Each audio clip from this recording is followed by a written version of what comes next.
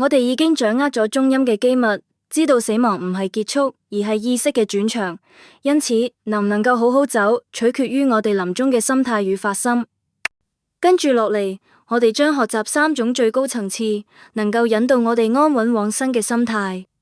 呢個並非死後先至開始，而係活住就要練習嘅發心。無論選擇邊一種，都係將死亡轉化為一次莊嚴圓滿嘅修行。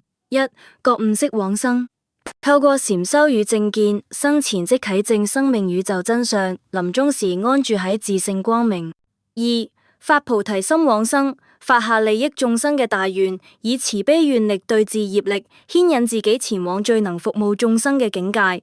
三、念佛求淨土，終生一心念佛，放下三界六道與世間執着，忠以心口一如隨佛接引。確立臨終嘅3種發心之後，我哋將進一步學習喺生命轉場嘅關鍵時刻，點樣具體運用4個核心要訣，讓自己能夠安穩平靜咁走完最後一程。除咗接受死亡係必然嘅自然規律，能夠避免因為強烈抗拒而產生巨大嘅痛苦同戾恨心，了解身體與意識分解回歸嘅流程，能夠俾我哋喺經歷幻象同身心崩潰嘅時候，唔俾眼前嘅現象拉走或者驚慌失措。而學習放下，唔等於放棄生命，放下此生，盡可能脫離在世嘅執着與業力，能夠讓靈體更順利咁轉生，唔墮落惡道。因為喺臨終嘅時候，我哋對親友、財產、身體，乃至於我呢一個概念嘅所有眷戀與執着，都會成為意識離開嘅巨大阻力。如果能夠學識放低，呢一份功德將會係幫助自己同屋企人圓滿解脫嘅基石。最後學習面對死亡係我哋自己嘅功課，我哋可以透過以下3種方法嚟調伏心態，安穩度過生命轉場。一、觀念調伏，放低自己心中安住，體崇生死緣起無常，放低對我嘅執着。二、呼吸調伏，呼吸唔順，痛苦加倍，活着嘅時候就要練習，為咗好好離開準備。三、心念調伏，穩定心態，臨終時當呼吸逐漸自然停止，即係小四大歸入大四大嘅過程。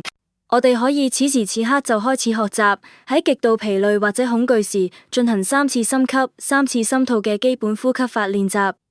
用鼻子吸氣，俾陽氣注入肺部同埋血液中；用嘴巴吐氣，隨之吐出滯氣、雜念。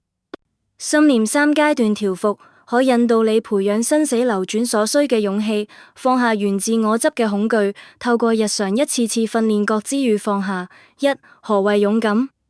面對無常唔係一次嘅勇氣，係日常嘅對生死流轉嘅學習。二、何謂恐懼？源自對我與擁有嘅執着。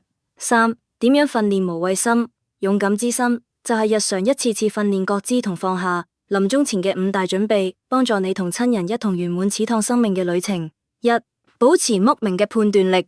臨終時若意識尚存，需做出明智選擇。雲色嘅環境能夠幫助往生者穩定心神。二、返屋企係最好嘅選擇。屋企係熟悉嘅環境，亦都係最容易俾身心安頓之處，係靈體自然離開嘅理想地點。三、醫院並非理想地點。往生者腹部通常已低，難干擾與痛苦。醫院靈體複雜，陰氣重，易招來冤親債主。靈體喺醫院中出竅較唔穩定，易被恐懼同雜念帶走。四、陪伴比儀式更重要。活着時候嘅告別，比死後嘅排場更具意義。外在冇辦法掩蓋內在嘅不安與執着，唔好用儀式欺騙自己已經放低。五、斷氣前嘅空間要寧靜，唔好大聲哭泣、喊叫，以免擾亂靈體出嚟。可持誦佛號或者播放佛號音檔，讓往生者心隨音聲安住，不被驚擾。從而家起就喺身心、觀念同日常生活中及早規劃同修煉，完整交代一切，放下執念。